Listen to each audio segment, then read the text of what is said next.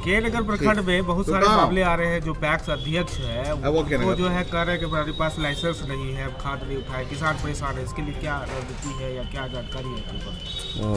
Total अपने यहाँ 18 सोसाइटियाँ हैं, ठीक है। 18 सोसाइटी में 6 ही सोसाइटी एक्टिव सोसाइटी कह सकते हैं जो अपने उर्वरक लाइसेंस का रिन्यूअल करवाएं हैं। बाकी सोसाइटियाँ समय रिन्यूअल नहीं करवा पाई है, जिसके कारण उन लोगों का लाइसेंस रद्द कर दिया गया है। एग्रीकल्चर डिपार्टमेंट का नया जो गाइडलाइन आया है उसके तहत समितियों को केमिस्ट्री ऑनर्स का सर्टिफिकेट होना अनिवार्य है। उसके कोई भी मेंबर अगर केमिस्ट्री ऑनर्स अगर प्राप्त किए हुए हैं तो उनके सर्टिफिकेट के आधार पर लाइसेंस मिल सकता है। तो ये गाइडलाइन जब तक इसमें सुधार नहीं होगा तब तक सरलतापूर्वक समिति जो बची हुई समितियां हैं वो लाइसेंस प्राप्त करने में सक्षम नहीं है। किसान तो सफ़र कर रहा है, उसको खाद मिल नहीं रहा है, अब तो क्या करेगा वो? अब चूँकि हम लोग किसानों से संबंधित हम लोग का विभाग है, ठीक है, और किसानों तक हर चीज़ को पहुंचाना है, तो उसके लिए जो सरकार का जो गाइडलाइन आया है उसमें जब तक सुधार नहीं होता है, ठीक है, तब तक हमारी समितियां खाद का कार्य नहीं कर पाएंगी। तो इसके लिए क्या आप लोगों की तरफ से कोई आवाज़ उठाया गया है? हाँ, या फिर इस बात को मेरे द्वारा जिला सहकारिता पदाधिकारी साहब को बताया गया है कि सर इस तरह की समस्या है कि किसी तरह डीएम साहब से संपर्क स्थापित कर इस बात को रखा जाए ताकि उस गाइडलाइन में सुधार हो, जिससे किसानों को ससमय खाद मिल सके और हमारी समितियां जो है खाद का व्यापार कर सकें।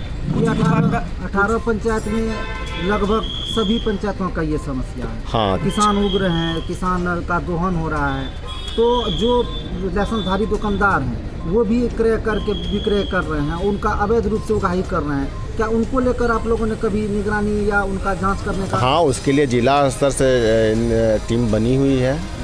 बहुत ऐसे जो इस तरह को कारोबार को मतलब ब्लैक मार्केटिंग जो कर रहे हैं, बहुत के उनका लाइसेंस वगैरह भी रद्द किया गया है। आपको कैसे सूचना दे अगर ऐसा कहीं कुछ हो रहा है? हाँ, जिनको सूचना देना रहता है वो एग्रीकल्चर डिपार्टमेंट इसमें एकदम सजग रूप से कार्य कर रहा है। हर पंचायत के लिए किसान सलाहकार हैं, उनको भी यह दायित्व दिया गया है, और कुछ पंचायतों को मिलाकर एक कृषि कोऑर्डिनेटर हैं, ठीक है, उनको भी यह दायित्व दिया गया है। एग्रीकल्चर डिपार्टमेंट फुल्ली, ठीक है, इस तरह की निगरानी को रखे हुए हैं कि इस तरह का मामला सामने में ना आए।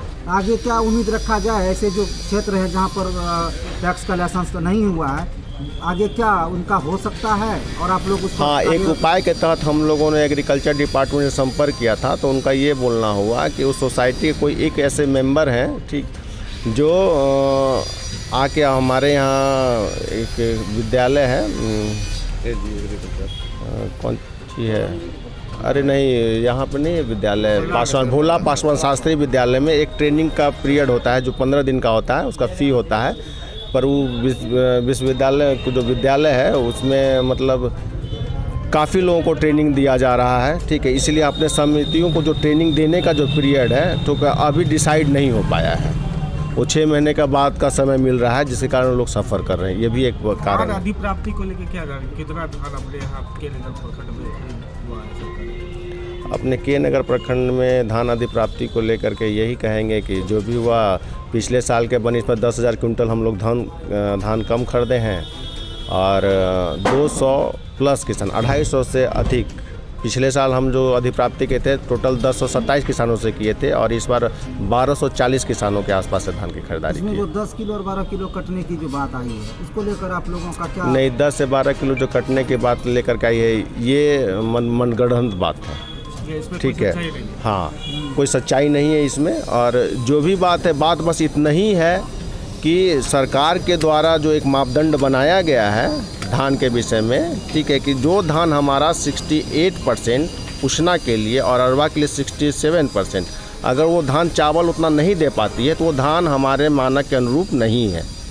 उस गाइडलाइन को फुलफ़िल करने के लिए ही मतलब सरकार जो न्यूनतम समर्थन मूल्य जो 1940 रुपये दे रही है, हाँ, वो एक मतलब जो बी कैटेगरी का धान है उसके लिए दे रही है, और वो धान का जो जितना उससे चावल निकलना है, अगर उस चावल के अनुरूप अगर वो धान चावल नहीं दे पा रहा है तो वो हमारे लिए मानक के अनुरूप धान नहीं है, उस धान को परचेज ही नहीं करना है। पैक्स अध्यक्ष को क्या कहना चाहेंगे किसानों के प्रति जो खाद उनको मिला है, तो वो जो खाद है वितरण कैसे करे, और जो किसान जा रहा है तो उसके लिए क्या आप देखिए, खाद के विषय में तो इसके पहले हम क्षेत्रीय प्रबंधक से बातचीत किए थे, तो क्षेत्रीय प्रबंधक का स्पष्ट बोलना हुआ कि पिछले साल 24 रैक यहाँ आई थी, ठीक है, 24 रैक आई थी तो मतलब अच्छे से खाद का वितरण हो गया था, और इस साल मात्र 8 ही रैक आया है अपने पास और आने वाला है, ठीक है। तो ऐसे स्थिति में जो पहले किसान को हम 4 दे पा रहे थे 1 ही दे पा रहे हैं, यानी कि संतोषप्रद नहीं। हाँ, आपूर्ति संतोषप्रद नहीं, इसी कारण वितरण असंतोषप्रद है। आगे सर सब समस्याओं का संकट मोचन निदान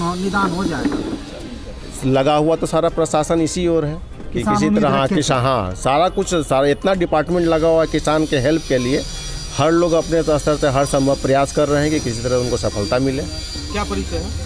जो कुछ जगह पर रात में वितरण होता है सर पैक्स अध्यक्ष के द्वारा अंधेरे में, नहीं, ये एक गलत चीज़ है कि अंधेरे में वितरण करना है। हाँ, ये मानते हैं हम कि चूँकि आक्रोशित किसान हो जाते हैं, क्योंकि हमारे पास 5 MT आया हुआ है अगर खाद, ठीक है, तो 5 MT में कुल बोरों की संख्या हो जाती है 200, और हमारे क्यूब में लाइन में लगे हुए लोग हैं 500। तो ऐसी स्थिति में जब हम वितरण करने के लिए जाते हैं तो मतलब कि समस्या उत्पन्न होती है। इसीलिए अभी देखिए कि जहाँ पे भी खाद वितरण होता है वहाँ पर पुलिस प्रशासन साथ में रहता है। लोग थाने को पहले सूचित करते हैं, उसके बाद ही खाद वितरण का कार्य करते हैं। अच्छा, जिसका पुर्जा कट गया वो लेट तक ले सकता है। हाँ, अब एक कारण है कि चूँकि हम 500 लोगों में से मात्र 200 लोगों को दे पा रहे हैं खाद, तो स्वाभाविक सी बात है 300 लोग मतलब प्रतिक्रिया जो है दूसरे प्रकार का देंगे, आक्रोशित प्रक्रिया देंगे। कुछ बात आती है कि 350 कहीं 300 कहीं 270। नहीं, सरकार के द्वारा जो जितना निर्धारित जो मूल्य है उसी मूल्य पे अपने हमारे यहाँ के पैक्स अध्यक्ष खाद को 66 रुपया 50 पैसा। हाँ जी, हाँ। क्या परिचय सर आपका? BCO के नगर हुए। नाम सर? रंजन कुमार।